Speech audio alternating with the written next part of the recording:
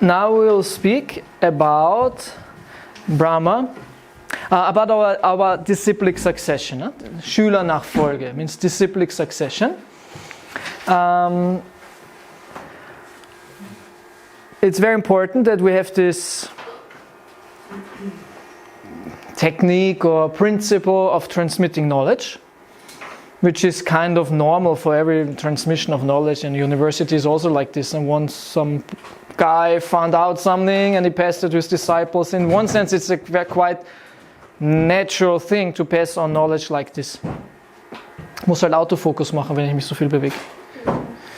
Weil manchmal gehe ich vielleicht auch so weit vor oder was. Okay, so, and now we will speak, I will show you a couple of personalities of our disciplic succession. And I would say, I think it's 20 slides. And I would say that a good devotee knows every one of them. Okay? Knows every one of them and can say something about every one of them. Okay? Okay. The first person is, of course, Krishna.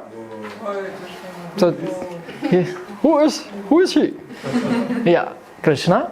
He is the source of the parampara. And as I said in the morning, we have this in our most important text, Srimad Bhagavatam, in the second canto, 9th chapter. There is the conversation between Krishna and Brahma. Brahma is the second person of disciplic succession. Because Brahma was born on the lotus flower, as we see here, nicely. And he was the first living entity in the whole universe. And was born into complete darkness. And darkness is also a symbol for ignorance. He did not know what's going on. And after a long time, the story is a little longer, he gets enlightened. He gets knowledge from Krishna in the heart. And we hear this also in the first verse of the Bhagavatam, where it says, Tene Brahmarida Adi Kavaye. The Adi Kavi is a very important word. Who knows what the word Kavi means? It means like a poet or a philosopher. And the Adi Kavi is the original philosopher, the original enlightened person, who is Brahma. And he got the knowledge, the spiritual knowledge revealed in his heart. Right? He was not getting it from outside, so to say. He was deeply thinking and meditating, and then the answer came. And as I said yesterday also, that sometimes even humans experience that, like this rolling person who got the story, or Mozart was saying some ideas came of the symphony to him, and also other people. Sometimes knowledge is spontaneously revealed. So he had the complete knowledge spontaneously revealed by Krishna. And then later on, Krishna also appeared to him, and this scene is described in the Bhagavatam, and also in one of our most important books, in the Rama Samhita. Everyone heard about Rama Samhita? Yes. Yes, Rama Samhita. You wanted something? So Rama Samhita is a small book, but very important, which is prayers by Brahma himself. And this book is found by Chaitanya Mahaprabhu, and he's gave much importance to this text. So every one of us should know Rama Samhita to some degree. So and this was in the beginning of the creation, billions of years ago. And then Brahma, the first person who got knowledge directly from Krishna, he passed it on to the next generation. And for us is important Narada Muni. Yeah, Narada Muni is a son of Brahma himself. But Narada Muni does not have a mother. He has no mother. He was born from the mind of Brahma. Manasaputra. A son manifested by Brahma can manifest out of his mind living entities. And he did this a couple of times in the beginning. Yeah? Yes? One question, is there a difference between Narada and, it says second Narada, who is born in a, I don't know how to say, Shudra family, and he's served... This was before. This was before? Yeah, he describes this in the fifth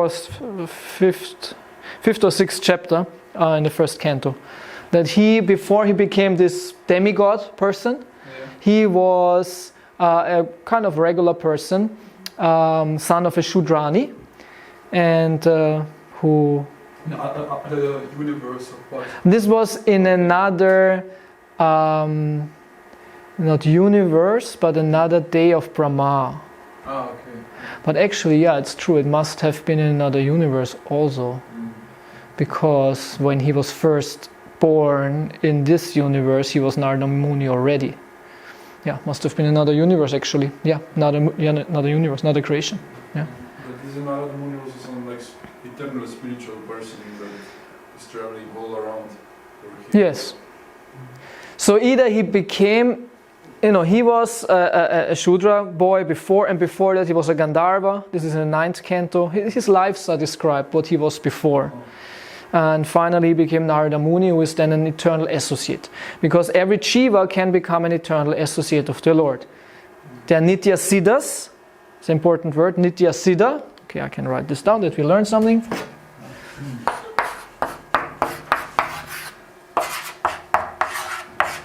Nitya Siddha.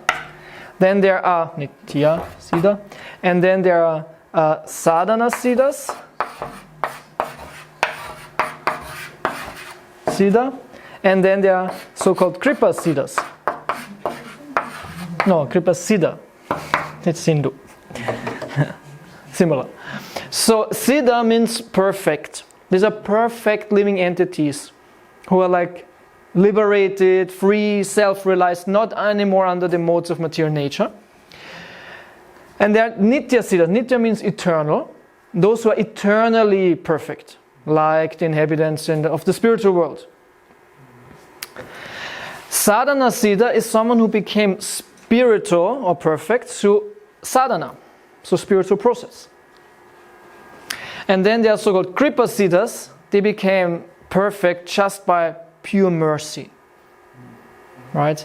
And in one sense, Sadhana Siddha and Kripa Siddha is quite similar, because also we were conditioned, material persons, and we got Kripa, mercy, in the form of spiritual knowledge, so we can practice a sadhana, how to become perfect. But there are those who became like instantly perfect from the conditioned state. This is, in that sense, Kripa. Like Chaitanya Mahaprabhu was going around chanting Hare Krsna, and some villager came and he just embraced him and he became perfect. Like this is pure Kripa Siddha, yeah?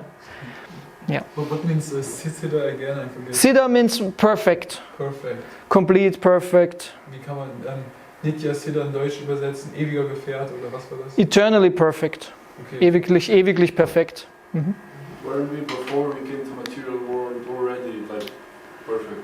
But then we... This is another discussion. But in one sense you can say yes. In one sense. We were perfect spiritual beings, but it's a long discussion, and actually nobody knows. In one sense, actually nobody knows, and there are many discussions. This is one of the hard questions in Vedic philosophy, in any religion, in any tradition, to explain why are we now in this conditioned situation? Were we perfect before? Where is Krishna? Where are we coming from? Right? And Prabhupada took a quite simple path. And just said, yeah, you were with Krishna, and you just left him, and now go back to him. Okay, Narada Muni, he is in that sense sadhana siddha, yeah, and he became Narada Muni in this life, and he is traveling throughout the whole universe and spreading the glories of Krishna. Yeah, very empowered person. And when you read the Bhagavatam, he's always there. He's always there in the 1st canto, 2nd canto. He's there in the 3rd canto. He's in the 4th canto. And the 5th, I don't remember. 6th, I don't remember. But 7th canto. And so on. And 10th canto, of course. He's like, you can call the Bhagavatam almost Narada Purana. There is a Narada Purana actually. Yeah, there's another. Okay, so Narada Muni, you have to know him. Very important person. So the next, as I spoke today, Vyasadeva, this was 5,000 years ago. He is a powerful sage who was the son of Parashara Muni. It's an interesting story. There was one girl, her name was Satyavati, and she was this is a story from the Mahabharata, and I will speak more about Mahabharata. It's very entertaining as I tell you this one story. It's full of love stories and full of drama and battles, and it's just quite powerful. So there was one girl, her name was Satyavati, and she was the son of the king of the fishermen. Yeah, and her job, or how to say, was to row a boat between on a river. Yeah, she was like rowing a boat for whoever came there. She was doing that, and because she was the son of the king of the fishermen, she was very beautiful, but she smelled a little bit like fish. She smelled a little bit like fish, but was beautiful. And once there came a powerful sage. Yeah, at that time, powerful sages were roaming the earth, and he said, "Yeah, please take me to this the other side." And she was doing that, and then in halfway he said, "Okay, let's make a little stop and have sex." And she said, "No, I'm not married." And he said, "No, don't worry, I'm a very powerful sage, and it will be all right." So they had, and he created a fog. It said he created a fog that nobody can see, and other version I heard they entered an island. They went on the island somehow on this river, and they had sex. And then she brought him to the other side and said, "Okay, Hare Krishna." But this is not just a weird story, because Parashara Muni is a very powerful sage, and he knew the purpose behind that. He was not doing this just because of sense gratification, because she became pregnant and her son was Vyasadeva. And after they had sex, she smelled like flowers, because the sage kind of empowered her. And she got Vyasadeva as a child. And this is the reason why it's also called Dvaipayana Vyas. Dvaipayana means, because Dvipa means on an island, born on an island, because he was on this island. So Satyavati is a very important person. Later on, she will become one of the ancestors of the whole Kuru dynasty. She is one of the key persons in the Mahabharata, actually. But this was just some episode. So Vyasadeva is a Shaktivish Avatar. Does everyone knows what a Shaktivish Avatar is? I have also a presentation on the avatars. What are the different avatars? But just to say now, a Shaktivish Avatar is a Jiva, a soul, who can act like Krishna himself. And this is the reason why they are called avatar. Normally, only Vishnu Tattva is called avatar, meaning only God is called avatar. Avatar is like synonymous for God. It means when God comes in the material world. This is called avatar. So how can a Jiva like us be called an avatar? This is when a Jiva, a soul, comes from the spiritual world, so to say. No, let's say like this. This is when a Jiva gets empowered by Krishna to act as he would or could. Yeah? Shakti Avesha. Okay, I can write this down.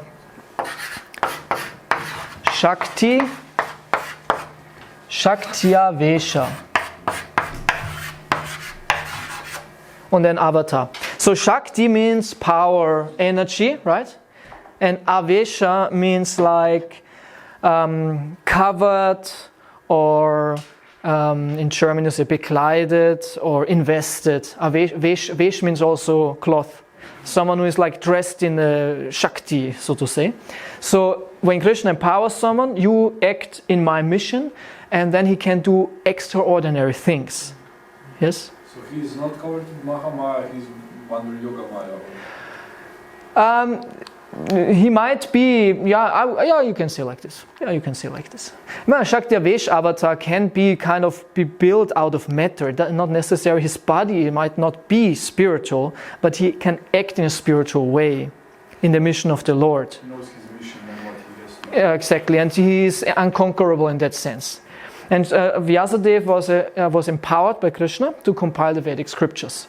Because we always say, Vyasadeva was an avatar of Krishna, but he was not Krishna himself. He was a Jiva, like any one of us, but empowered by Krishna to do that. So this happened 5,000 years ago. right? In the beginning of the Kali Yuga, because Vyasadeva saw Kali Yuga will come, people need Vedic knowledge.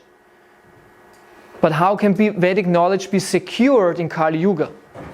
Because normally Vedic knowledge was given orally. I tell my disciple tells his disciple, and like this. But in Kali Yuga this doesn't work. This was like the only transmission of knowledge in former times. But in Kali Yuga that doesn't work, so it has to be written down. So we pass on kind of this knowledge. The knowledge is secured in scripture. Like Bhagavad Gita is Bhagavad Gita as it is written. And every Acharya had this text, and so we know what is Bhagavad Gita. It's written, huh? Schwarz auf weiß. We have it black on white. Before this was not necessary. Right? So Vyasadeva was the one who put the knowledge, which was orally transmitted, in writing. So this was his mission, yes? So Vyasadeva wrote the Vedanta Sutra? Sutra, yes. Yeah. He wrote many Vedic texts, like the Bhagavatam, Vedanta Sutra, Mahabharata, Upanishads. Okay, so Vyasadeva, this was 5,000 years ago. And then we jump quite ahead, 4,000 years later. He gave this knowledge, Vyasadeva, he gave it to Madhvacharya. And Madhvacharya,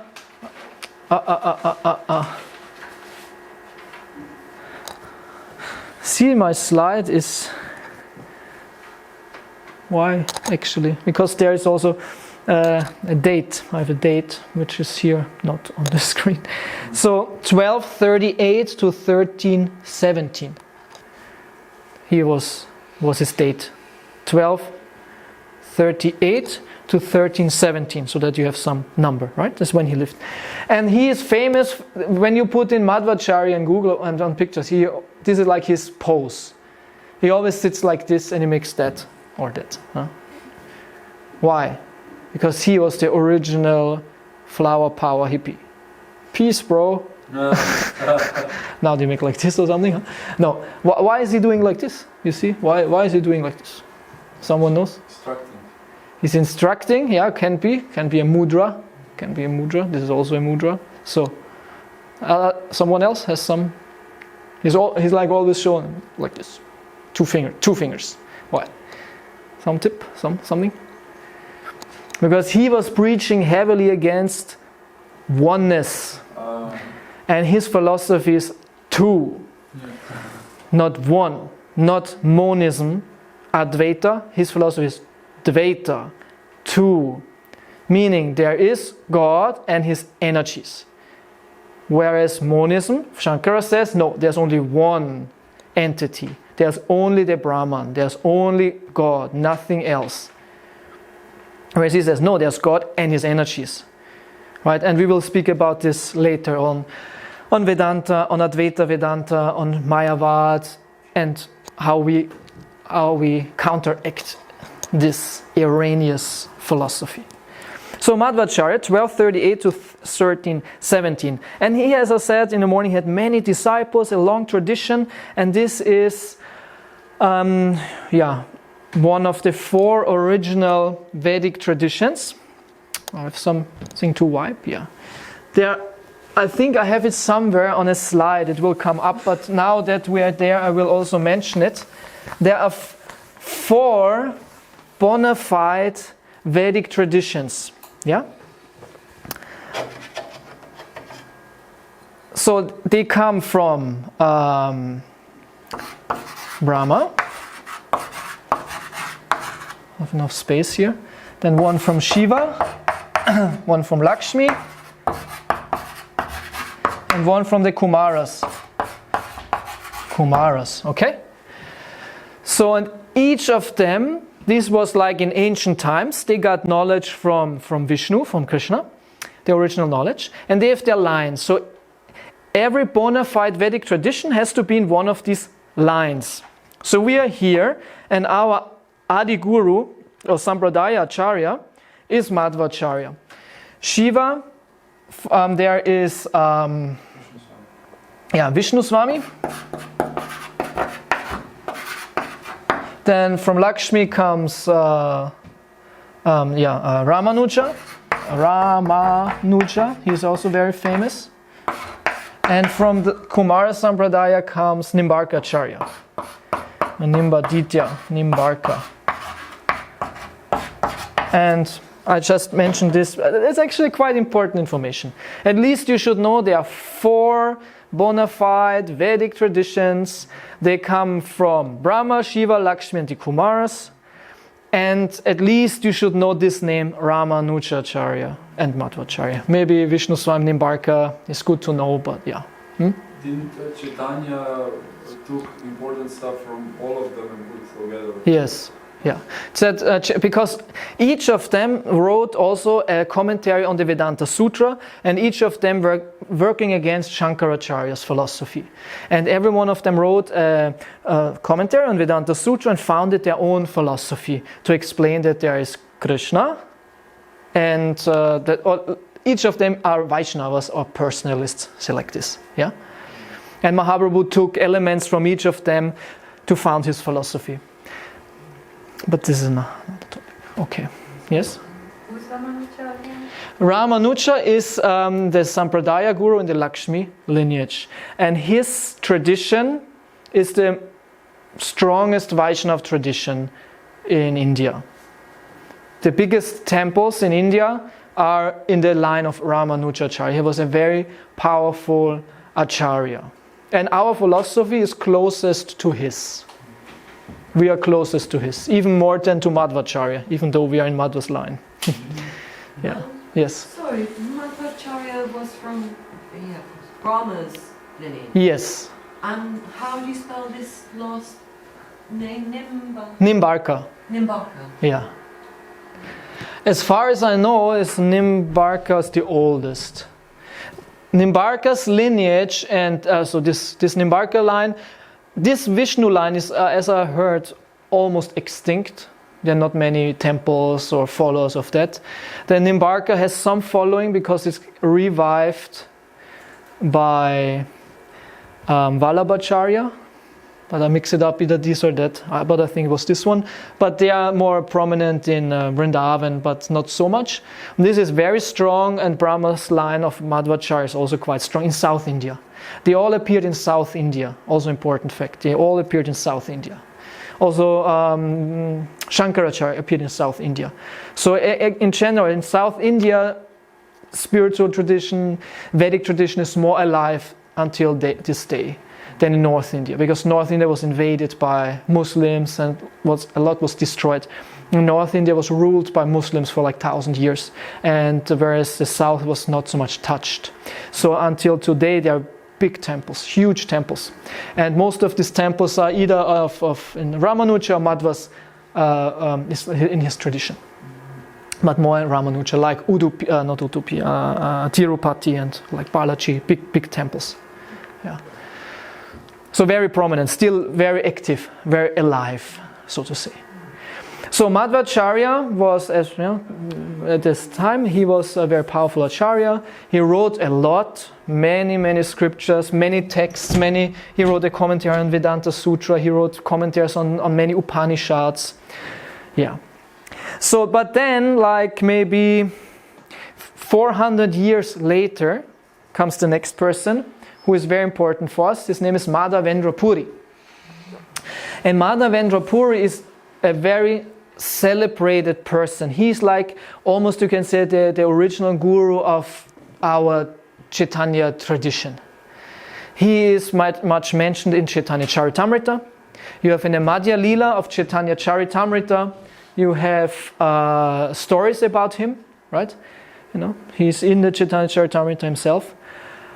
How he established a deity and all that. So it's a long story, I will not tell that, this goes for long. But the important thing is that he brought this mood of intimacy. With Madhvacharya, the mood of worship towards Krishna, it was reverential. This is God, either Vishnu or Krishna. This is God, and we are His servants, and you make nice deity worship, and it's very much in awe and reverence. Lots of bhakti, yes, but through Madhvacharya Puri we get the mood of the gopis, which is different, right? Madhurya. So, yeah. Madhavendra Puri is a very important person. He was the guru of Madhvacharya, Nityananda even, and also of the guru of Chaitanya Mahaprabhu. Yes. Here's something that he's actually also some, I don't know how to say, like, sozusagen wie vorhergesenden worden schon, dass das sozusagen das Chaitanya Mahaprabhu dieses Gefühl ausdrücken kann, dass er im Endeffekt schon, weiß ich sozusagen, er wurde halt gesendet von Krishna selbst oder ist Krishna selbst, ich habe keine Ahnung, wie ich das ausdrücken soll. Yeah, he prepared something for Chaitanya's movement, so to say. Yeah. Yeah, highly celebrated person. Yeah. He's no avatar or something. No. Okay, so this name is very important, and maybe we can talk in future more. Maybe tell his story that it sticks more. But all these names I mention now, these are names we should know. We should know. We should know something about why they're important, right? Okay, then Madhavendra Puri's disciple, most important disciple, was Ishvara Puri, who is the guru of Chaitanya Mahaprabhu. And yeah. I thought Madhavendra Puri was the guru of Chaitanya. No. Madhavendra Puri is the guru of Madhvacharya, Nityananda, and as I said, the guru of Chaitanya Mahaprabhu. Yeah? He's not the guru of Chaitanya Mahaprabhu. He was in one generation, there was one between. Yeah? Okay, so Ishvara Puri, I don't say more than he was a pure devotee, and this is the guru of Chaitanya Mahaprabhu. And after Chaitanya Mahaprabhu met him, he became a devotee more or less. Before, Chaitanya Mahaprabhu was a teacher, a logician, very proud, walking through Navadvip, challenging everyone and making fun of everyone because he was so intelligent. And then he went to Gaya. Chaitanya Mahaprabhu's father left his body. And so Chaitanya Mahaprabhu went to Gaya, because this is where you go to make these last rites. And he met Ishvara Puri, whom he knew before. And Ishvara Puri gave him initiation into the chanting of the holy name. Chaitanya Mahaprabhu did that and became super ecstatic, and from then on preached the glories of the holy name. Okay. I thought Madhavendra Puri was Chaitanya's guru. No. We had this confusion already. Did we? Yes. Okay. Yeah, maybe we get a little confused, all these names and the lineage, but in the beginning this might be a little bit confusing, but I can only recommend to you, even though so much service, so many things, private things, but you should read Prabhupada's books as much as possible, and the more you read, the more you become familiar with all that, and it's very simple. And in the beginning it might be confusing, but we should really study and read Prabhupada's books. Yeah. Once I hear that Ishvara Puri is going around to earn money, like he was a battle monk, and then he come to the house from Chaitanya. Battle monk? He was a battle monk. Battle munch. And then he comes to the house from Chaitanya Mahaprabhu, and at this time Chaitanya Mahaprabhu was not so interested to give something to them, but that was the first time when he's giving something to him, and his mother was saying, was a bit confused and so on, and then he said to his mother, please let me go 7 steps with him, and then he go with him, and at the night he goes, because he lives behind the Yamuna, I think, or isn't it? This might have been behind the Ganga then. Or the Ganga, or the Ganga, and then in the night he goes to him often and so on, and that's it's one story I hear from Ishvara Puri. Might be recorded in the Chaitanya Bhagavat. And I'm not so much, I haven't studied Bhagavat so much, Chaitanya Bhagavat, but the many stories. Okay, thank you.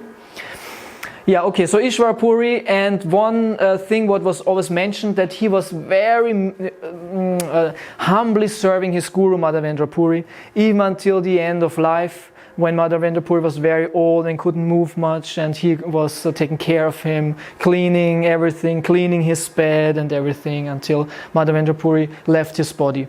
So he was much celebrated also for this dedication. So, and he is the spiritual master of Chaitanya. I don't know why this is cut, because I have nice dates underneath. Anyways, but this is I give you some dates here, and you only have to it's not so important to know them, but Mahaprabhu's date, everyone should know. Everyone should know his dates. So 1486 to 1532, right? 32, yeah. Not 30.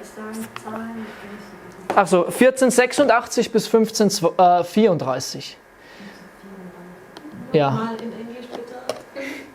1486 to 1534. Yeah. Because I had it wrong here. Good that I corrected now. How much? 15? Should I write it down? Zero.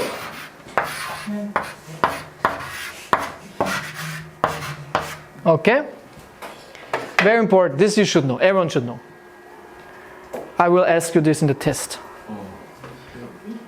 So, these are only 8 numbers. You should know that. It's very important. So, meaning Chaitanya Mahaprabhu was only 48 years on the planet. Okay, so Chaitanya Mahaprabhu, he is of course the most important person in our parampara. He is Krishna himself in the mood of Radharani. He is the founder. He is most charismatic person. Because we always said we are Gaudiya Vaishnavas, but in academic world they call it now Chaitanya Vaishnavism, Chaitanya Vaishnavismus, because they put more prominence on Chaitanya himself. So he is there. I don't know, did I misunderstand somewhere when I read, but from Ishvara Puri he had also a lot of Mayavadi disciples, or Ishvara Puri had Mayavad disciples. or no? I don't know. Maybe I don't know. I think somewhere Chaitanya was saying, oh, a lot of Who said? Chaitanya, that he was saying when they went to that Brahman's house when a lot of Mayavadis were, that he said that, oh, my guru told me just to chant and the others. No, this was not Madhavendra Puri. We are not Madhavendra Puri's disciples. This was, what was his name? I should know. But anyway, yeah, this was different. These were different sannyasis. These were Mayavadi sannyasis, but has nothing to do with Madhavendra Puri. He just asked him why he's just chanting and dancing. He said, because my guru tell me, because I'm too dumb to study Vedanta and so on. That's the reason. Yeah. Okay, so Chaitanya Mahaprabhu was extremely powerful person, just from an historic point of view. You know, of course he's powerful because he's Krishna, but just from a historic point of view, what he did, how he influenced people, and which kind of people influenced is remarkable.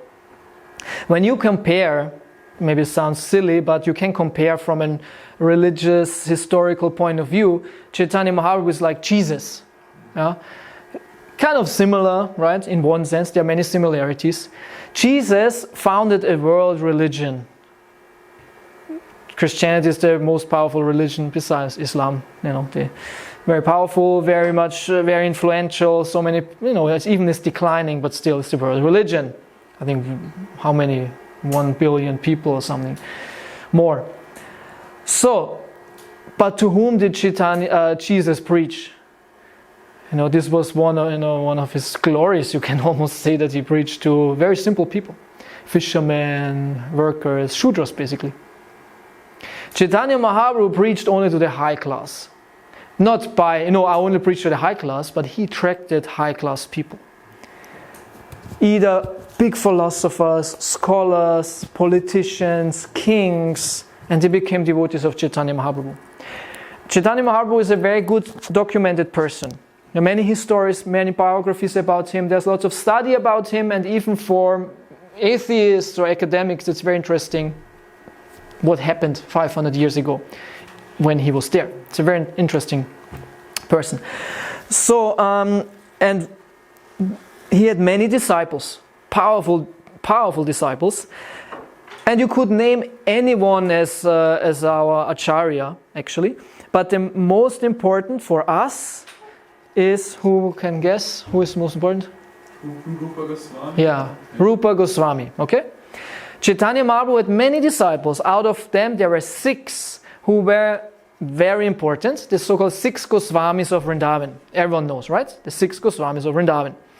And of them, Rupa Goswami, who was 1493 to 1564, so a contemporary of Chaitanya, he was most important. He actually, when you read the Nectar of Instruction, everyone knows who has read Nectar of Instruction? Only 2. No, you have not read? Okay. Okay. So it's a very important book by Rupa Goswami. There Prabhupada says in the preface, no, in the introduction, that we are Rupa Nugas. We as members of the Hare Krishna movement, we are Rupa Nugas. We are followers of Rupa Goswami. Yeah? Because he wrote down the esoteric knowledge of Chaitanya Mahaprabhu. Chaitanya Mahaprabhu was not writing any books. Even though he's our Acharya, even though he's the most important person in our lineage, he wrote no books. Yeah? It's only the so-called Shikshashtaka is contributed to him. Shikshashtakam are these 8 verses. Who knows Shikshashtakam? Yeah, we should know Shikshashtakam. It's very important also. And we always say, these are the teachings of Chaitanya Mahaprabhu. We have even a book by Prabhupada, the teachings of Lord Chaitanya, right? But how do you know? What were his teachings? Yeah, because the Goswamis, especially Rupa Goswami, they wrote it down. They were instructed personally by Chaitanya Mahaprabhu, and then they wrote it down. They were instructed by Chaitanya Mahaprabhu, and they were also instructed to write it down. And he said, and now you write it down. Yeah. So this is the reason, these Goswamis, especially Rupa Goswami, this is our link towards the real teaching of Chaitanya Mahaprabhu, that we know what he really taught. Yes? Just to track back to these 4 lineages, yeah. Maybe I missed it, but I thought you said that Chaitanya, Yeah, he united, you could say, philosophically these lineages. But as I said now, he was not writing this down. He was not writing theses and studying this and then writing a text and combine it. He did this through his teachings, which were written down then by these devotees. Yeah, and especially Jiva Goswami, we'll hear in a moment, did lots of this work. Okay, so yeah. So one of the missions of the Goswamis was to write books to establish the teachings of Chaitanya Mahaprabhu. Via the books. Yeah. So this is like one point, yeah. Yeah, and the second mission was to live in Vrindavan and search out all the places. Yes. Okay. Yes. These were the 2 instructions and missions they got directly from Chaitanya Mahaprabhu, to write down this knowledge, the teaching of Chaitanya, which is the teaching of Radharani, which is a secret, and to find the places, the holy places, especially in Vrindavan. So that we have Vrindavan now as we have it, we can contribute to them also. Yeah, they establish the glory of Vrindavan. Yeah. So Rupa Goswami, and he had a brother, actually had 2 brothers. Out of them, one is very important. His name is Sanatana Goswami, and I don't have him here now, but at least you have heard the name. We will speak also about the 6 Goswamis separately, because they're so important about their life and all that. So, and next in the line we have 2 more of the Goswamis. So we have now already 4, Rupa, Sanatan, and now we have Raghunath Das and Jiva Goswami. Oh, now the dates are here. Okay. So these 2 are put on one because they were living together. Actually, Raghunath was a little older, as we see here also. He was 18 years older. And Raghunath Das he's also nicely described in Chaitanya Charitamrita. Interesting, Chaitanya Charitamrita describes the life stories of all the Goswamis also, to some degree. And Raghunath Das, he came from an extremely wealthy family, but was a very renounced person when he came to Chaitanya, and he was the first, it's called Mahant, of the Radhakund. Mahant means like the how to say, boss, I don't know, the Verwalter, I don't know how to say. Yeah? He was like taking care of Radhakund. The first, and his samadhi is also directly at Radhakund. When you go to the Radhakund, there's a small temple with his deities and with his tomb. And he wrote also very interesting books. As I said, I will speak later more about their lives and their work. And after them came Jiva Goswami, who is also extremely important. He was out of the 6 Goswamis, he wrote the most. He wrote, they say, 600,000 shlokas. So there's like 6 times Mahabharata. He wrote more than Rupa, more than Sanatana. He wrote the most, and very, very important books. So Sanatan wrote, Rupa wrote, Raghunath wrote a bit, not so much.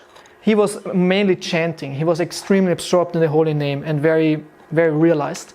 Jiva was the greatest philosopher. He wrote extremely many different books. He wrote about Leela. He wrote about philosophy, the Shadarshanas. He wrote an own Sanskrit grammar. He invented an own Sanskrit grammar based on Krishna. Very, very powerful. So, and he became after Raghunath the next Acharya, Jiva Goswami. And he is the nephew of Rupa and Sanatan. So they have a family connection. Rupa and Sanatan, they had a third brother whose name was Vallabha, or Anupama, and he was the son. But he died during when they were on a travel towards Chaitanya Mahaprabhu. Anupama died, left his body. Okay, so and now we are in this time, right? We are kind of in the middle. This is like the Middle Ages, and we are centered in Vrindavan, right? This the main activity of those devotees was where they acted for Chaitanya was in Puri, Jagannath Puri, and then Vrindavan. And also he was mainly active in Vrindavan at Radhakund. So then came another very important person, Krishnadas Kaviraj Goswami, 1496, and his time of when he left his body is not known. He was kind of the 7th Goswami, you can almost say. It was like kind of the 7th Goswami, and he wrote many important texts. We will go into detail also about his work. And he wrote, of course, most importantly, the Chaitanya Charitamrita, which Prabhupada translated. Prabhupada, you have to understand, all of those, I said Jiva Goswami, he wrote 600,000 shlokas. You know, he wrote so many books. Rupa, he wrote so many books. So Prabhupada wanted to bring to us this most amazing tradition of Gaudiya Vaishnavism or Chaitanya Vaishnavism, which is mainly communicated through scripture. So Prabhupada wanted to bring, which is Prabhupada's main mission, to bring these books to us, which were only in Sanskrit or Bengali. So Prabhupada, imagine, stands now in front of this huge library of most important books by all these personalities, including the ancient texts like Bhagavad Gita or Bhagavatam. So Prabhupada had to see what can he translate and also kind of put a ranking of importance. And when you look what Prabhupada translated, these are a couple of books only, because how can he translate all that? So it's interesting what he chose, meaning that what he chose, that what he brought is most important. Like Bhagavad Gita, Bhagavatam, Nectar of Instruction, Nectar of Devotion, by Rupa Goswami, both by Rupa Goswami. You have a Ishopanishad, interesting, he put a Upanishad inside. And he brought also Krishnadas Kaviraj Goswami's Chaitanya Charitamrita. He could have brought so many other books which are very important, but so that means that it is a very, very important book, which makes him a very important person.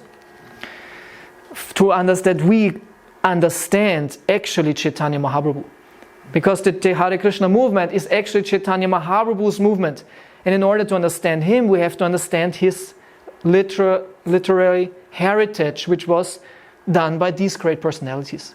And Prabhupada brought this, and through Prabhupada and his disciples, who translated now the other texts, mainly into English, a little bit into German, not so much, we get to know more and more and more of actually in what tradition we are, which joined here. And it's very interesting, especially if you are interested in to reading, studying, researching, then you will find a universe of informations. It's very important. But first you start with Prabhupada's books, and through this you enter into this Gaudiya Vaishnava literary universe. So Krishnadas Kaviraj Goswami, very important name, so you know now something about him. And now we jump ahead quite some years to Vishwanatha Chakravarti Thakur. Now we are in 1626 and he lived until 1708. 1626 bis 1708. So Vishwanath Chakravarti, he was very important Acharya. Who hears this name the first time? One, you can be honest, no problem. Okay. Vishwanath Chakravarti Thakur is then, at his generation, most important Acharya. He wrote also many books. Actually, I translated one book of him recently, my first book. It's a very small book. And if someone likes to have it, it's in German. I translate from English into German. If you haven't seen, you can get a copy. You can ask me later. Remind me, I give you. And we print it also. It's a meditation on Radha Krishna. That's in German. It's the one that you gave for a wedding. Yeah, our wedding present. It was actually Vishwanath Chakravarti's text, Sankalpa Kalpadruma. But it's a small one. And he wrote a commentary to the whole Bhagavatam. Not every Acharya wrote a commentary to the Bhagavatam. He wrote a whole commentary, like Prabhupada, to every shloka of the Bhagavatam, or to the whole Bhagavatam. He wrote a commentary to the Bhagavad Gita. He wrote meditational books, like that what I translated, and a bigger one called Krishna Bhavan Amrita Mahakavya. A very nice name. Krishna Bhavan Amrita Mahakavya, which is extremely esoteric. This can be only read if you are quite advanced. When you read this before, it's not good. We should be careful. So he was extremely learned and advanced in understanding the pastime of Radha Krishna. Because we have to understand our tradition leads us into the Leela of Radha and Krishna. In the beginning we might only understand it a bit theoretically, but with time we should understand it more in a practical way and should develop also the aspiration to enter into this Leela. And these devotees wrote books to explain to us what is actually the pastime of Radha and Krishna. And the more we understand that, and in a spiritual way, we can have this desire that we also want to enter. Because where will you go when you leave this world? Where will you go when you go to the spiritual world? There are so many options. But who is deciding? Of course, you can say Krishna decides, but in one sense you decide. Yes? When we were in spiritual world and we fall down, when we go back, we go to the same position as we were? If you were in the spiritual world, then probably yes. If it was like that, then you will enter there where you come from. Exactly same position, same situation, same identity. Because this is who you are. This is who you are and who you always were. And this will be, in that sense, reawakened. So you get attracted now into the same... So you get attracted in this mood, yeah. So either you get attracted in this original identity, yeah, or through our, initiation, you are attracted towards a certain identity. So what about if you are from, not Goloka, but what is this? Vaikuntha? Yeah. Then you will be attracted there and your bhajan and your aspiration will go into this direction. So then you're not so attracted to Radha Krishna? You're probably not. Then you're attracted to Lakshmi Narayan. Oh. But we should not decide that on this premature level. We should advance and we'll get a revelation of that. It's not like Amazon. Like, what will I get today? Which Swarup will I get today? This looks fine. Okay, I become a transcendental UFO-naut in Vaikuntha. They fly around in airplanes. That's cool. I get an F-16 airplane. Nice. Transcendental F-16 airplane. Yeah, so Vishwanath Chakravarti Thakur, he was very important. Much can be said about him. And his most important disciple is Baladev Vidabhushan. This name you should know. Also, Yeah, it's a little bit difficult, but someone knows why he's so important? No. So, Prabhupada dedicated his Bhagavad Gita to him. Right? When you read Bhagavad Gita in the beginning, Prabhupada says, I dedicate this translation of Bhagavad Gita to Baladev Vidyabhushan, who gave us the Govinda Bhashya commentary on Vedanta Sutra. And I can tell it shortly. His guru was Vishwanath Chakravarti Thakur. This was in 16 to 17, something like that. And at that time, the Muslims, and they were active in Vrindavan, right? And at that time, Muslims were very aggressive against everything non-Muslim, especially against devotees, because they were ruling North India and Vrindavan. And they destroyed temples, they killed brahmanas, they destroyed the deities and all that. So it was a common practice that devotees were saving deities and brought them to a safe place. Either they were burying in the ground or hiding them in some place, or they brought it also to a neighboring kingdom, which is called Jaipur. You might have heard about Jaipur, which is very close to Vrindavan, maybe 200 kilometers or something. And there was a very powerful Vaishnava king, and the Muslims couldn't do anything. So they brought the deities of Rupa Goswami, and especially Rupa Goswami, the Radha Govinda deities, they brought them there to save them. But this was later, after Rupa Goswami. At Vishwanath Chakravarti Thakur's time, these deities were there. And then there was a dispute on the court of the king, because the devotees of Chaitanya Mahaprabhu were doing the worship to Radha Govinda. But there was another Vaishnava group there active of, I think they were from Ramanuja's lineage, or what was it, Ramanandas. They were called Ramanandis. I don't know where they were connected, I think to Ramanuja. And they were saying actually, and they said, they challenged our lineage. They challenged the legitimacy, is that the word? Of our lineage.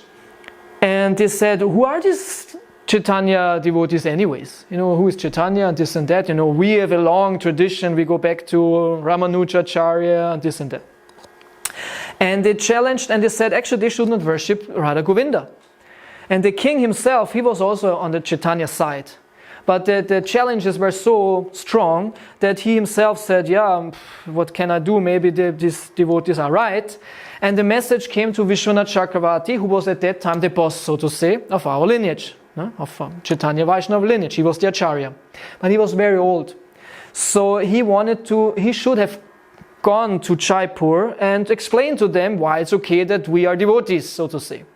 Because if you are a devotee, a Vaishnava, you need a lineage, you need a Shastra and all that to have your legitimacy.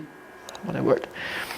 Okay, but he was so old, so he sent his disciple Baladev Vidyabhushan, who was young, energetic and extremely learned. And Baladev Vidyabhushan was originally studying in this Brahma Madhva line. He was studying a lot Madhvacharya's teachings.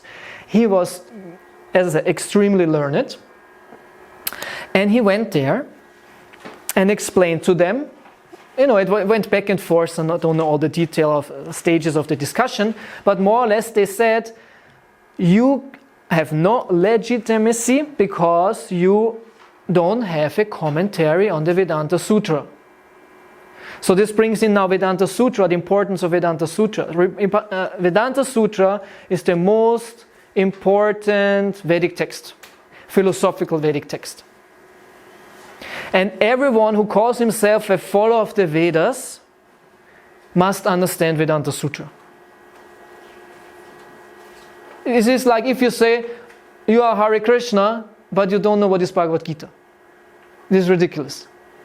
Yes? But why we don't then start also? Yes. Thank you. Very good question. So, and the devotees said, so they said, you don't have a commentary of Vedanta Sutra. Every tradition, like, you know, as I said, every one of these acharyas wrote a commentary. No? Madhva, Vishnu, Ramana, Anuja, Nimbarka, they have their own commentaries.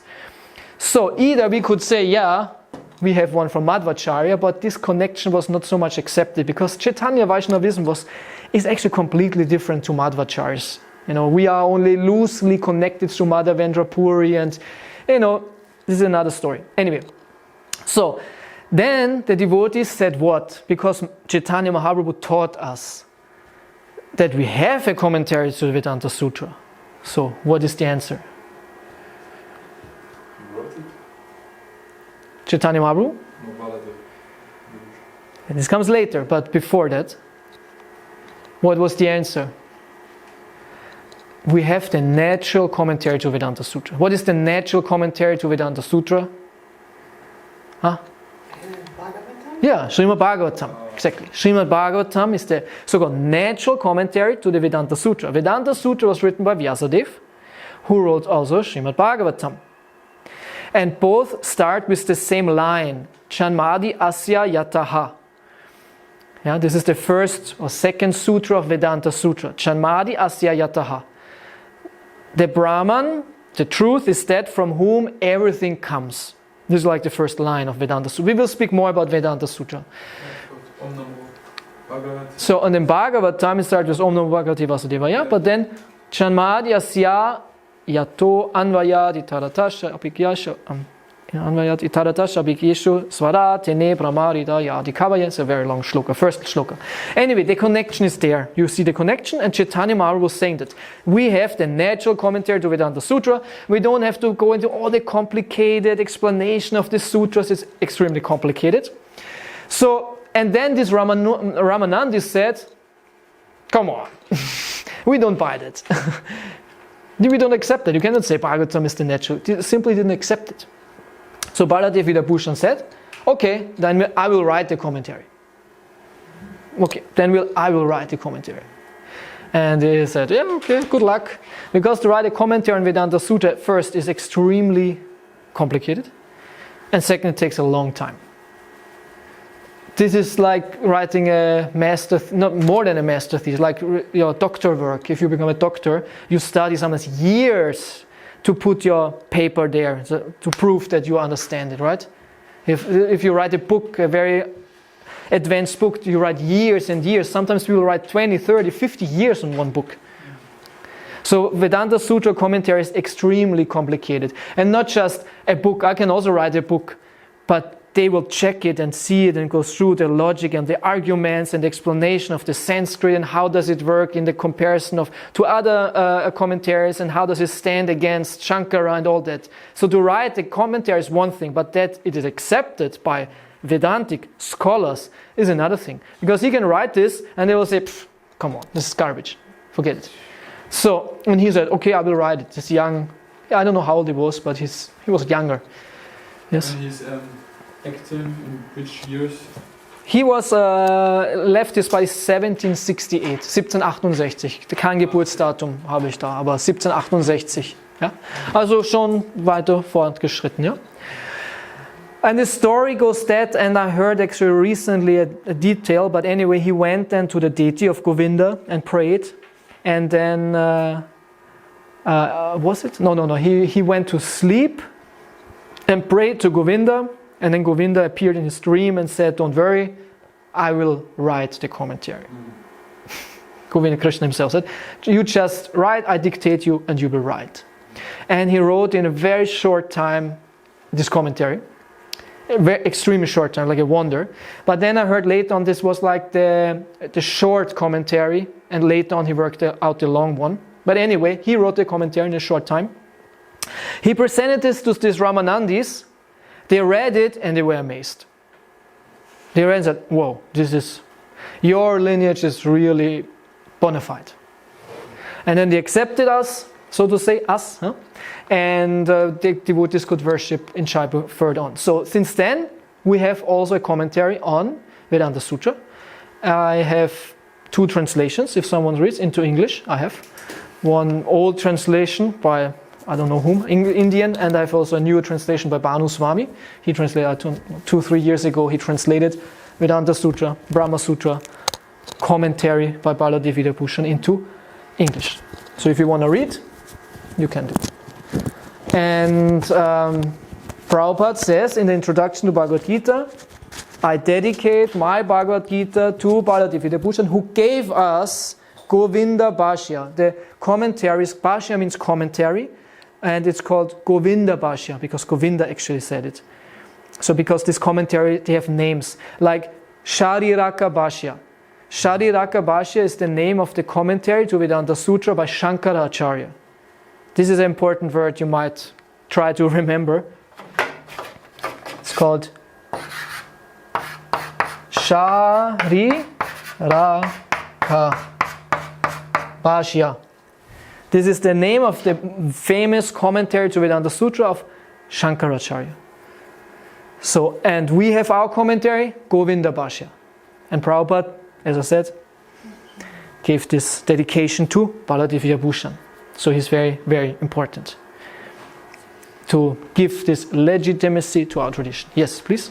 I wrote down that the Bhagavatam is the commentary of the Vedanta Sutra. Is that correct? Yeah, it's called natural. This word is important. Natürlicher Kommentar. It's always that natural commentary. Because it is written, it's the commentary written to a text by the same author. That's the reason why it's called the natural commentary. But it's not, you cannot, normally what is a commentary? You have the shloka, you have a verse, and then you have an explanation directly to this verse, right? This is a commentary, a bhashya. So the Bhagavatam is not in that sense, in technical sense, a bhashya. Right? If you read the Bhagavatam, you think, where's the connection between Vedanta Sutra and this one? It's kind of, the topic is the Brahman. The topic is what is Brahman, what is God, right? So in that sense. But it's not a technical commentary. And this is the reason why it was not accepted. But Chaitanya Mahaprabhu said, it's actually enough for us. We don't have to study in that sense Vedanta Sutra. When you study Bhagavatam, right? When you study Bhagavatam, you know because what does Vedanta mean? Vedanta means the end of knowledge. What is the end of knowledge? Understand what is the Brahman. What is Brahman? Krishna is Brahman. What is the topic of Bhagavatam? Krishna. So you don't need anything else. Bhagavatam is the last word. But if you come from this philosophical Vedic way, you go through all the arguments, you have to go through Vedanta Sutra. But for us it's secondary. So another thing? Okay, and he wrote a commentary of the whole Vedanta Sutra. That means Bhagavatam, or the others? No. Vyasadeva wrote the Vedanta Sutra, which are only the lines, the shlokas. It's like you have Bhagavad Gita without commentary. Okay. Right? This is Vedanta Sutra means just the sutra, the line, the shloka, the verse. This is what Vyasadeva wrote. And then he wrote Bhagavatam. Bhagavatam are also only the shlokas, yeah? Yes? Yeah? Yes. And then later on, the acharyas, they go and, like Prabhupada, writes a commentary to the Bhagavad Gita and takes every shloka and explains it. You have to understand, a sutra, sutra means aphorism. We call it aphorism. It's like a formula. Yeah? If I write a formula like a quadrat plus b quadrat is c quadrat, yes? Then every one of you who has a basic understanding of math knows exactly what that means. Right? should have, right? Okay, I can write 1 + 1 is 2. But anyway, everyone knows because we know what it means. But these are symbols. And you know what it means because you have an explanation to the symbol. And when you don't have explanation to the symbol, for you it's what? Like a very complicated formula in math, you have no clue. So a sutra is that. A sutra like Atato Brahma Jigyasa. This is the first sutra of Vedanta Sutra. Atato Brahma Jigyasa. If you don't know what it means, you don't know what it means. You need an explanation, you need knowledge to it. So the Vedanta Sutra is like a book full of condensed information in these Sanskrit words. Lots of meaning in not many words. Like this. These are 1, 2, 3, 4, 5, 6, 7, 8 signs. But each sign has lots of purport. Right? Or E ist leicht M mal C zum Quadrat. Yeah, like a formula. You can speak a lot about this, even though these are just 8 signs. In the sutra is the same. Adatu Brahma Jigyasa. It's just 4 words. A, ata to Brahma Jigyasu. 4 words. But you can speak endlessly on them, right? So this is a commentary. Okay? Okay. Good. Now we make another big jump to Jagannatha's Babaji. And we are now in, he left this body, according to this date, 1894. So he lived a long time. I don't know if this is... Yeah, it said he was really old. 1776 to 1894, which means he was 122 years old. No, 118 years. 118 years. He was extremely old, and he was a Babaji, meaning he was just chanting Hare Krsna, and he was not identifying with any Varna, very advanced, elevated personality. So he is not always, but very often on our altars also, right, on the in the Parampara. You say that we skip a lot of time. Does that mean that in between is also someone, or at that time there was... The thing is, I don't know, and I don't think there's a Diksha connection between him and Baladevi Bhushan.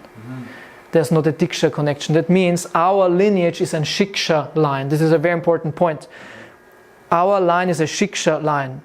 Shiksha means the connection is by instruction, not by initiation.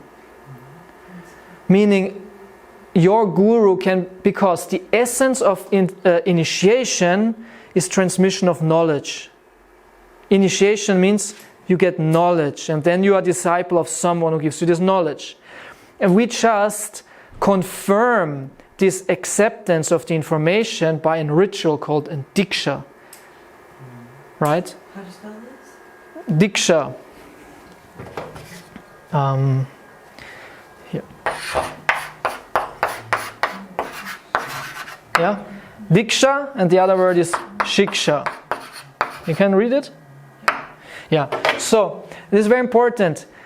Why does everyone have initiation? Right? We should have the right motivation for initiation. Normally, it should be to let's say like this, why are we approaching a spiritual master? You know, okay, it's a rhetorical question, but yeah, you can... No, I just wanted to give an answer. Yeah, no, it wasn't a rhetorical question, but if you like to say something, please. In connection to the Parampara line is one Okay. answer. That you are connected to the Parampara. Why you want to be connected to the Parampara? Because they can lead you back to Krishna. This connection will lead you back to Krishna. Yes. But in which way? How does it lead you back to Krishna, the connection? Interesting. By their mercy. Okay, mercy is another vague term. I'll come to you 1 second. So so you mean the connection is done, and through this you get mercy. I mean, it's true, but just in practical terms, how does it work? What is it?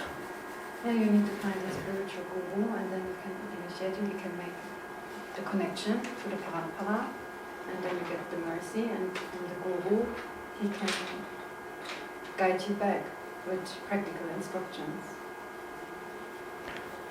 Okay, so you mean the mercy is the instruction?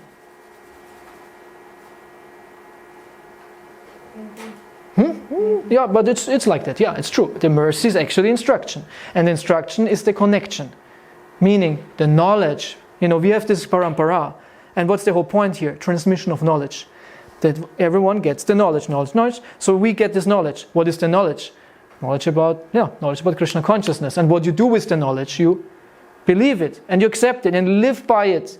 And you have to accept, you have to do your part now. So the mercy is not just, now I'm initiated, now I'm hooked up, by my seeker or by your, hair, and now that's the mercy, because I'm initiated. No, this is not, the connection is that you accept this knowledge in your heart and you live by it. This is the mercy, this is the connection. So we have to be active. Okay, so but my question, you want to say something? Yeah, I want just to say knowledge, but also I can say like it's the herabsteigende Weg. Also die empirischen Philosophen sind ja aufsteigen und Ja. absteigen. Yes. So this is what the whole parampara shows, that knowledge comes down, but still, when you get the knowledge, you have to work with it. It's not that we are inactive, just the knowledge is given to us. It's not found out by us, but at the same time, it's in one sense, it's found out by us because you have to understand it, you have to work with it, you have to think about it, you have to, right? Yeah. You get like the seed of knowledge and you have to make it grow. So, but my question was, why you surrender to a guru? Why do we approach a guru? Right? Everyone should ask themselves, why I'm actually aspiring for a guru or initiation. Because when we just read a book from Prabhupada or so on, or from the teachers before him, it's just when we read these books, we have our own thinking. Like this could be like this. It's a way of like how to say, like speculation. And just by guru, he can really instruct us how it is. Because otherwise, we just think that it could be like this or this, but it's we need someone who's guiding us or something. Yeah, true. Mm-hmm. Tommy? It's also, stated in a Shastra that we need a guru. Of course, but why? That was my question. Why? Of course, it's true. We need a guru, right? Why? My point is just, we should not have material reasons. Everyone has a guru. Oh, I also need a guru. You know, they have all these nice spiritual names. I'm still Bhakta Tommy or Bhaktin this and that, and I want to have also a spiritual name like Tushta Goranga or something, or someone like that. So, no, we should want to have, and because what does this mean, approaching guru? It means a relationship. You want a relationship because he's advanced devotee. He is closer to Krishna. He understands Shastra better. He has taste for the name. And you want to learn from him. Do you want to ask questions? And you want to serve him because of that reason. And when the relationship develops, he will initiate you to bring you also into this identification or the family of devotees and gives you a spiritual name. It's like a second birth. So the initiation is second birth.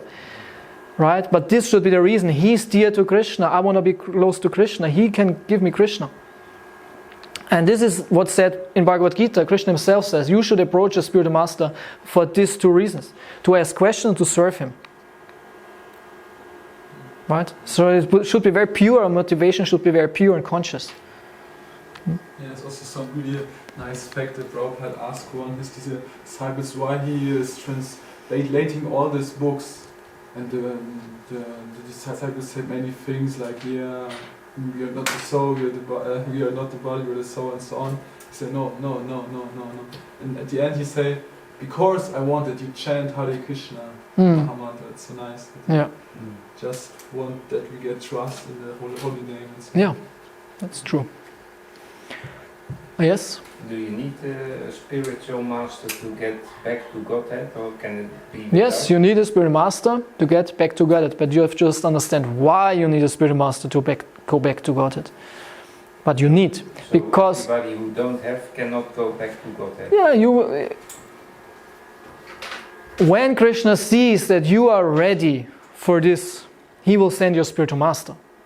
I would say like this: you don't have to worry. When you are ready and the desire is strong enough, Krishna will send someone, you will find someone. Because the spiritual master, let's say like this, you can only go to Krishna if you love his devotee. Because in the spiritual world, they are all his devotees, and they are more important to Krishna than himself. And Krishna is more eager that the devotees are happy than that himself is happy. This is love. Krishna doesn't care so much about himself. So this is the eternal spiritual principle. And in order to go to Krishna, we have to understand his culture. And for this you have a spiritual master, because you understand, whoa, he is a pure devotee, and I can, through him, please Krishna. This is what he wants. This is what we have to learn, so to say. So many reasons why we need a spiritual master. But it's like the basic and elementary function also in the spiritual world. It's the same thing like, can you go to Krishna without chanting Hare Krishna? No. How? Can you go to Krishna without loving Krishna? Let's say like this. Can you go to Krishna without being Krishna conscious? This is like a basic function. So the connection with Krishna, the devotee and the guru, is not just guru, it's a devotee of Krishna. We need a connection to a devotee of Krishna. This is more or less the point. And what about other religions then? Depending on the connection these gurus, priests, or whatever connection they have to God. And according to that, you get connected in the same way. And that is very individual in that sense. It depends where they are connected to. Yeah. Right? So I think you were first. And did you need a Diksha Guru? Or it's also when you have just a Shiksha Guru and serve him all the time? Is this like the same, or did you need initiation to be connected to Krishna and come back? Or? This is a long discussion, but I would say from a practical point of view, yes, you need this Diksha. Because the Diksha is actually it's like you go to university. There are like two guys who go to university. One is formally, wie sagt man, angemeldet, yeah? And the other one just goes there. And you can go there, universities, you can get the knowledge. It's public, one more or less. But the one, he gets a degree. The other one has the same knowledge, but he doesn't have the degree. So in one sense, I would say Diksha is kind of the degree that you understood this knowledge, and it's like a confirmation that you accept. And you just confirm what you believe. Yes, I accept Krishna as the Lord. This, I promise to follow the principles and all that. And then you get the spiritual name. And it's a great help also for our spiritual life. So in that sense, it's very necessary. But, of course, Krishna can do whatever he likes. And if you have him in heart and you hear from a spiritual master, and in one sense, you don't need the ritual. It's not about this external ritual, right? But if it's done properly, the Shiksha and the Diksha, then this works. It's like both aspects of the same thing, in one sense. Or like confirmation, as I call it. Okay, you? I heard when you take Shiksha, it's like you accept the Guru, and with Diksha, the Guru is accepting you? I heard it actually with first and second initiation. In the first initiation, you accept the Guru, and in the second, he accepts you. But I never read this in Shastra. This is maybe some, knowledge. Yeah. So, but in one sense, yeah, it's something like this. We need also that the Guru accepts us more, and through initiation accepts us more. To connection is stronger done.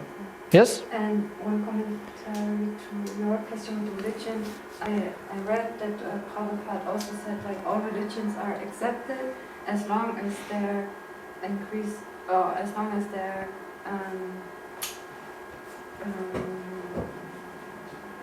increase love of God or practice the real meaning of the religion, the love for God. If there is no love for God in the religion, then it's not a religion. Yes. And also about the motivation, like why we should get initiation or find a guru, is also to take responsibility in our spiritual life, and also to show. Because of the initiation, you mean because you promise to follow? Yeah, responsibility, and also to show how serious we actually are to go back to Godhead. This is also a big, isn't it? Yeah, for sure. It's a serious thing, and you have to be convinced. Yeah, of course. And yeah, to that point with the religion, Prabhupada was very liberal. He gave credit to all kinds of, to real religion. But on which step in God realization their religion is a different topic. I would say every real religion brings you closer to God. But how close, this is then another topic. Yeah. But there is also, if I'm correct, a verse in the Bhagavad Gita that says, who, I don't know exactly, but who constantly thinks of me will surely come to me. Yeah. So that can mean then that it can also be without a guru. If you constantly think of him, yeah, I would surely come to him. Yeah, I would say like this, that the thinking of Krishna is only possible through the guru. The real thinking of Krishna is only possible through the Guru. How? Love is in yourself. Yeah, but how can you come to this love? Right now, that what you are doing to come closer to Krishna is knowledge given to you by the Guru. You chant Hare Krishna, you Knowledge study. is no love. Huh? Knowledge is no love. But this is knowledge which reveals or helps you to reveal your love. Not just knowledge, the holy name itself, right? How do you know the holy name? Where you got it from? Where did you get it from? We're not thinking one day, oh, I would like to chant a mantra and what sounds nice. Hare Krishna. You were not figuring out yourself. The devotee gave you this mantra. And this is already the principle of the Guru lineage, right? And the more you want to make progress, the more defined knowledge and practice you want to have. And the spiritual master is like the embodiment of that. It's like in any art. In any art, if you want to be good, you have a teacher. So why should spiritual life be exception? Okay, there's this principle. Oh, where is it? Oh, I erased it. There is Kripa Siddha, as I wrote down. Huh? Meaning becoming perfect by mercy. And this can be directly from Krishna himself. Might be, but this is an exception. In general, you become a sadhana siddha. Meaning you get the process, the knowledge and how to practice. And where you got it from? A spiritual master. So you're already in this process, and the more you want to practice, the closer you will have a relationship with someone who knows more. And this is then called shiksha, and then comes diksha. It's nothing unnatural. He helps you. Yeah, I understand. But yeah, I always think, love, you have love or you don't have it. Somebody cannot, I think, somebody cannot give it to you. No, you have the love, but the Guru helps you to develop this love, to bring it out. Ah, okay. Yeah, you have the love, of course. This is said. Anyway, there's a shloka. Nitya Siddha Krishna Prema Sadhu Kavanai Shravanade Shuddha Cheti Kara Yodai. That prema, bhakti, is intrinsic in the heart of every living entity. It's there. But through the process of hearing, it's rising. It will develop. Okay? Yeah. Hare Krishna. So that's it. We have just a couple acharyas more, but we do this then tomorrow. And I will give also the Bhagavad Gita class in the evening. I don't know how many will be there. I'm scheduled for many things today. Okay, but so far so good. This evening that you give. Yeah. Go. So I don't know if you want to attend, because I think it's optional for everyone. So. Yeah. It's okay. I will. Yeah. Wie ist das, wenn wir Fragen zum Fragebogen haben? Können wir sie jederzeit stellen? Oder? Ja, klar. Weil ich habe eine Frage. Okay, the class is officially over. Everyone can go, and whoever has a question can stay. Thank you. Es gibt eine Frage. Was ist die Definition gemäß Rupa Goswami, also was ist die Definition von Bhakti gemäß Rupa Goswami? Und ich habe einen Connector dahinter, gibt es und ich habe mir jetzt die 3 Kategorien des Hingebungsverhältnisses rausgeschrieben. Und ich wollte fragen, ob das als Definition Die 3 Kategorien meinst du? Hingebungsvoller Dienst in der Praxis, Dienst in Ekstase-Dienst in reiner Liebe zu Gott. Und das ist ja dann auch nochmal unterteilt. Ja. Und ich bin da ein bisschen verwirrt. Ja, klar. Ich das Gefühl habe, es gibt so viele Antworten zu dieser Frage. Ja, also soweit, das ist Frage Nummer? Aha, hast du es nicht, aber sieht